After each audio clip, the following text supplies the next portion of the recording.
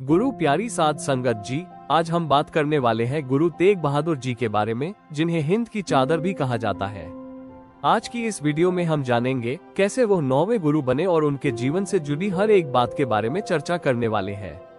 Video शुरू करने से पहले स्वागत है आप सभी का आपके अपने चैनल गुरु नानक साखी में। आशा करते हैं दोस्तों कि आप सभी अच्छे और स्वस्थ होंगे। तो चलिए ज्यादा समय न गवाएं, आज की यह वीडियो शुरू करते हैं। दोस्तों, गुरु तेग बहादुर जी 10 गुरुओं में से 9वें गुरु थे। 1665 से लेकर 1675 में अपनी फांसी तक उन्होंने सिख समुदाय का नेतृत्व किया।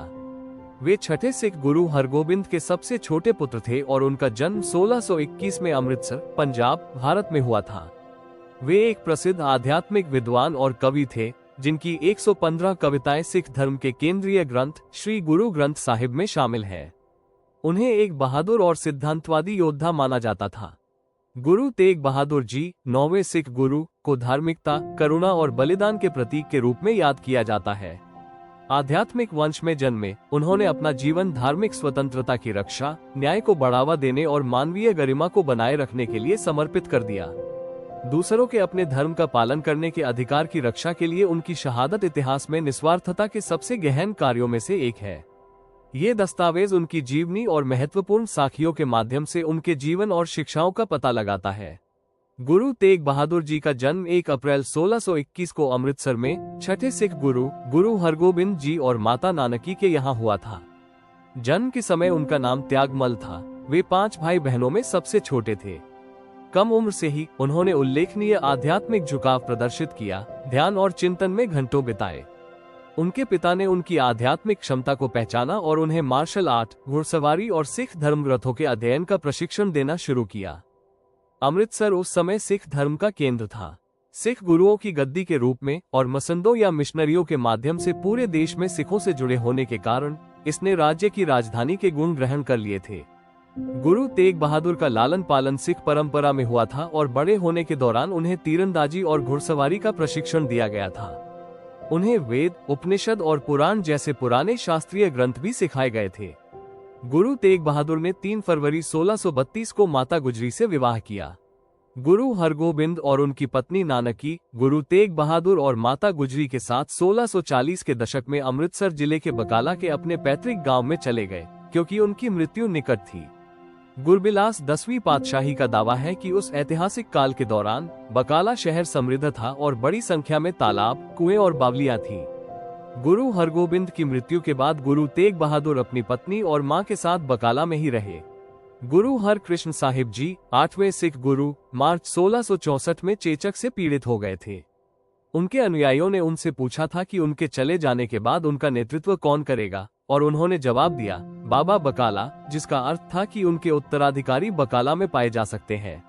कई अन्य लोगों ने खुद को बकाला में रखा और गुरु हरकृष्ण द्वारा की गई टिप्पणियों में अस्पष्टता का लाभ उठाकर दावा किया कि वे नए गुरु हैं। सिखों को किए गए कई दावों से भ्रमित किया गया था। सिख परंपरा में एक कहानी है कि कैसे गुरु तेग बहादुर को 9वें गुरु के रूप में चुना गया था। बाबा माखन शाह लबाना, एक धनी व्यापारी, ने कथित तौर पर उनके जीवन के लिए प्रार्थना की और सिख गुरु को 500 सोने के सिक्के देने की कसम खाई अगर वे जीवित रहे। वे 9वें गुरु की तलाश में यहाँ आए थे। वे एक दावेदार से दूसरे दावेदार के पास गए और प्रत्येक गुरु को 2 सोने के सिक्के दिए। ऐसा इस धारणा के तहत किया कि सही गुरु को उनकी सुरक्षा के लिए गुप्त भुगतान के रूप में 500 सिक्के देने की उनकी प्रतिज्ञा के बारे में पता होगा। उनके सामने आने वाले प्रत्येक तथाकथित गुरु ने उनके द्वारा दिए गए 2 सोने के सिक्कों के लिए उन्हें धन्यवाद दिया और उन्हें विदा किया। फिर उन्हें पता चला कि गुरु तेग बहादुर भी बकाला के निवासी थे। गुरु तेग बहादुर ने लबाना से 2 सोने के सिक्कों की मानक भेंट प्राप्त की। उन्होंने उसे आशीर्वाद दिया और बताया कि उसका दान वादा किए गए 500 से बहुत कम है। जल्दी से अपनी गलती सुधारते हुए माखन शाह लबाना ऊपरी मंजिल पर भाग गया। वो इमारत की छत से चिल्लाने लगा, गुरु लाधो रे, जिसका अर्थ है, मैंने गुरु को खोज लिया है, मैंने गुरु को पा लिया है। अगस्त 1664 में एक सिख संगत बकाला पहुंची और गुरु तेग बहादुर को सिखों का 9वां गुरु नियुक्त किया। गुरु तेग बहादुर के सबसे बड़े भाई दीवान दुर्गामल ने संगत का नेतृत्व किया और उन्हें गुरु पद प्रदान किया। गुरु तेग बहादुर ने गुरु ग्रंथ साहिब में कई भजन जोड़े, जिनमें श्लोक या दोहे शामिल हैं, जो पाठ के अंत में स्थित है। उन्होंने पूरे मुगल साम्राज्य की यात्रा की और उन्हें गोबिंद साहली द्वारा महाली में कई सिख मंदिर बनाने का काम सौंपा गया। उनकी रचनाओं में 116 शब्द और 15 राग शामिल हैं और उनके भगतों को 782 सिख धर्म से संबंधित बानी रचनाओं का श्रेय दिया जाता है।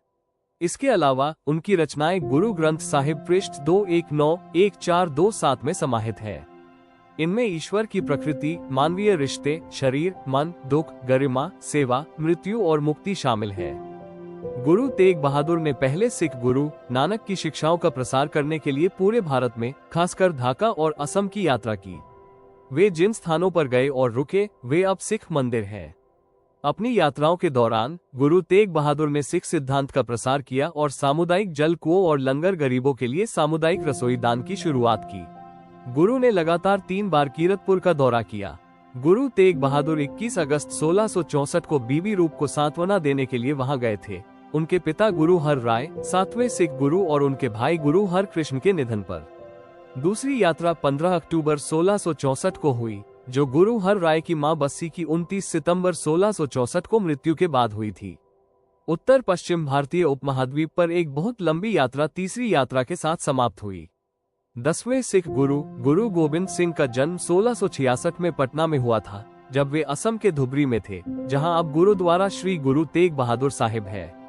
वहां उन्होंने बंगाल के राजा राम सिंह और अहोम के राजा चक्रदास बाद में असम के बीच संघर्ष को समाप्त करने में सहायता की। उन्होंने मथुरा, आगरा, इलाहाबाद और वाराणसी की यात्रा की। असम, बंगाल और बिहार की यात्रा के बाद गुरुजी बिलासपुर की रानी चंपा से मिलने गए, जिन्होंने उन्हें अपने राज्य में संपत्ति देने की पेशकश की। उन्होंने संपत्ति के लिए 500 रुपये का भुगतान किया। गुरु तेग बहादुर ने हिमालय की तलहटी में कहीं आनंदपुर साहिब की स्थापना की।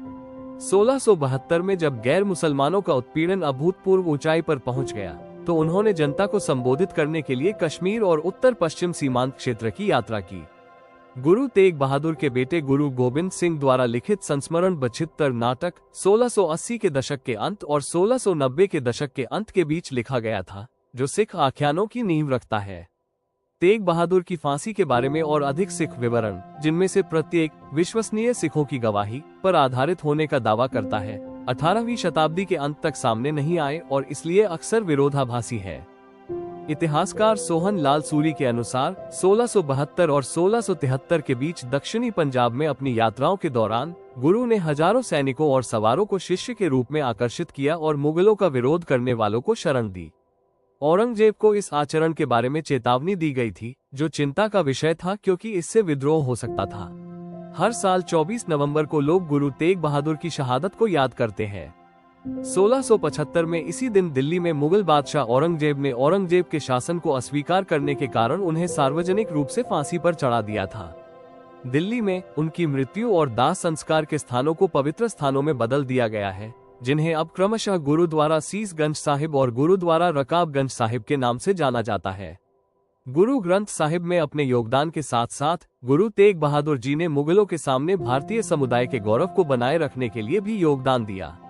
गुरु तेग बहादुर मुगल सेना के खिलाफ लड़ाई में अपनी वीरता और बहादुरी के लिए जाने जाते हैं। उन्होंने आनंदपुर साहिब का निर्माण किया और मुगलों द्वारा प्रताड़ित कश्मीरी पंडितों के एक समूह को बचाने में अहम भूमिका निभाई।